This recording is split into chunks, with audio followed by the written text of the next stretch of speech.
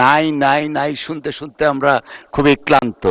কিন্তু মাননীয় স্পিকার, আপনার মাধ্যমে আমি উত্থাপন করতে চাই যে কলাপাড়া এবং রাঙ্গাবালী উপজেলায় আমাদের যে ইউনিয়ন স্বাস্থ্যকেন্দ্রগুলি আছে বিগত 17 বছর এখানে কোনো উন্নয়নমূলক কাজ হয় নাই, যার কারণে ভবনগুলি অনেকটা জরাজীর্ণ, ব্যবহার হচ্ছে না, তাছাড়া কোনো স্বাস্থ্যকর্মী নাই, যার জন্য জনগণ স্বাস্থ্যসেবা থেকে বঞ্চিত হচ্ছে। এবং উপজেলা পর্যায়ের যে আমাদের স্বাস্থ্যকেন্দ্র আছে সেখানেও পর্যাপ্ত জনবল নাই। কুয়াকাটাতে মাননীয় সাবেক প্রধানমন্ত্রী বেগম খালেদা জিয়া 20,000 একটা বিশেষ হাসপাতাল দেওয়া হয়েছিল, সেখানেও এখন পর্যন্ত কোনো ডাক্তার নিয়োগ দেওয়া হয় নাই।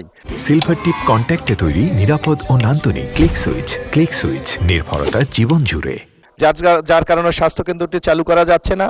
এবং এর পূর্বে আমি আরেকটি বক্তব্য বলেছিলাম যে আমার আরেকটি উপজেলা রাঙ্গাবালী বাংলাদেশে একমাত্র উপজেলা যেখানে কোনো স্বাস্থ্যকেন্দ্র নাই। সুতরাং অনতিবিলম্বে এই সকল বিষয়ে প্রয়োজনীয় ব্যবস্থা গ্রহণ করার জন্য আমি মাননীয় স্বাস্থ্যমন্ত্রীর দৃষ্টি আকর্ষণ করছি।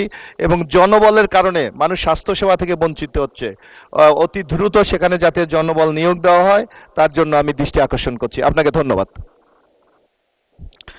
মাননীয় সদস্য, আপনাকেও ধন্যবাদ।